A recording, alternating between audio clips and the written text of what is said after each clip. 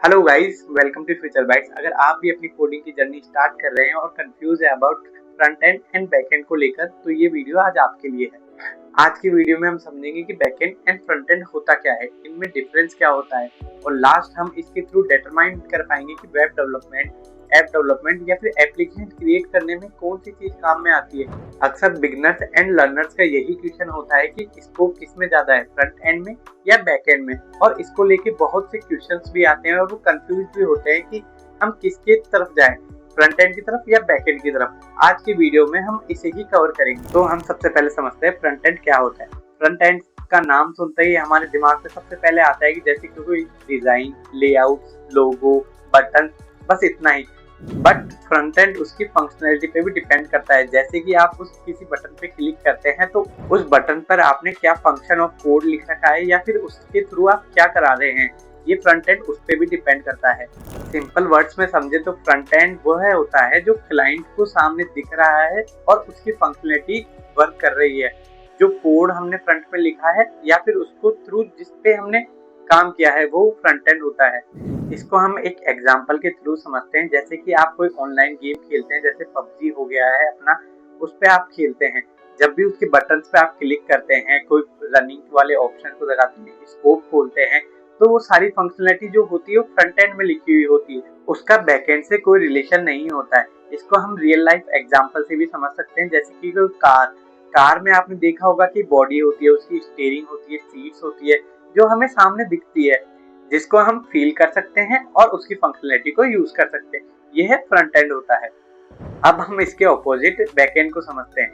Back and application का वह part होता है जहां पर हम सारे लॉजिक्स को लिखते हैं, डेटाबेस से कनेक्टिविटी बनाते हैं, डेटाबेस से डेटा को रिट्रीव करते हैं, अपडेट करते हैं और अपने लॉजिक्स को आगे फ्रंट एंड की तरफ भेजते हैं। एग्जांपल से हम बैक एंड को समझते हैं। जब भी आप किसी सोशल मीडिया वेबसाइट को यूज करते हैं, जैसे कि अपनी इंस्टाग्राम पे अक्सर आपने किसी फेवरेट पोस्ट को लाइक किया होगा, शेयर किया होगा या डाउनलोड किया होगा, तो इसके पीछे का जो लॉजिक होता है हम बैक एंड के अंदर मैनेज करते हैं। जैसे कि उस पोस्ट पे जब आपने लाइक किया है तो उस लाइक को हम डेटाबेस में इंक्रीज करते हैं।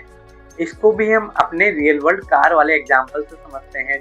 जैसे कि की से या पुश बटन से आप किसी गाड़ी के इग्निशन को स्टार्ट करते हैं, तो इसके पीछे जो प्रोसेस होती है, जो लॉजिक होती है, वो हम बैक एंड में मैनेज करते हैं। अब हम समझते हैं फ्रंट एंड के लिए किस लैंग्वेज का यूज होता है। सिंपल हम HTML, CSS, बूटस्ट्रैप, जावास्क्रिप्ट से भी फ्रंट एंड को सीख सकते हैं।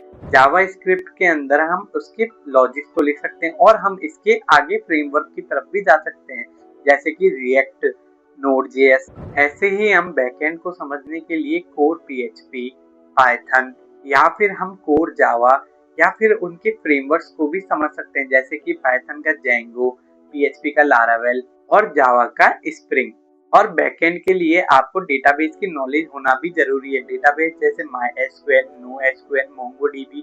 और बैकएंड के लिए आपको उसके कंसेप्ट के लॉजिक्स भी क्लियर होने चाहिए, जैसे कि array, functions, if else condition, itinerary condition and constructor कैसे काम करता है, पेरेंट क्लास क्या होती है, इनहेरिटेंस क्या होती है, ये सब बैकएंड के लॉजिक्स होते हैं, वो आपको क्लियर होने चाहिए।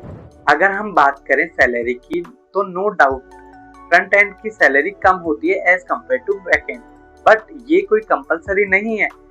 ये आपके क्वालिटी ऑफ कोड पे भी डिपेंड करता है। बेसिकली आपने देखा होगा कि अक्सर लोग फ्रंट एंड की तरफ ज्यादा जाते हैं। ऐसा क्यों होता है? फ्रंट एंड को समझना इजी होता है, उसके अंदर इंटरेक्शन बढ़िया होता है, क्लाइंट का इंटरेक्शन बहुत ज्यादा बढ़िया होता है। जैसे कि किसी एक डिजाइन के अंदर कलर इफेक्ट को यूज करना, किसी बटन के ऊपर पॉपअप ओपन करना, ये सब हमें लाइव दिखते हैं। इसलिए फ्रंट एंड को समझना इजी है, क्योंकि बैक एंड के अंदर हमें लॉजिक्स भी बनाने होते हैं और डेटाबेस से कनेक्टिविटी बना के उसको डेटा को फैच और रिट्राइव भी करना होता है। इसलिए बैकएंड को समझना हार्ड होता है। बट दोस्तों, इनके नाम चाहे कितने ही अलग हो, इनकी फंक्शनैलिटी चाहे से कितनी ही डिफरेंट हो, दोनों एक दूसरे पे डिपेंड करते हैं। बैकएंड के बिना फ्रंट एंड अधूरा है और फ्रंट एंड के बिना बैकएंड अधूरा है। अगर आपको लगता है कि डिजाइनिंग आपकी बेटर है तो आप फ्रंट एंड को चूज कर सकते हैं, और अगर आपको लगता है कि आपके लॉजिक्स ज्यादा बेटर हैं तो आप बैकएंड को चूज कर सकते हैं। आई होप आपके लॉजिक्स क्लियर हुए होंगे और इस वीडियो के थ्रू आप डिसीजन कर पाएंगे कि आपके लिए क्या बेटर है, फ्रंट एंड या बैक एंड। और ऐसे ही कोडिंग कंसेप्ट को सीखने के लिए फ्यूचर बाइट न्यू टेक को फॉलो करें। Thank you.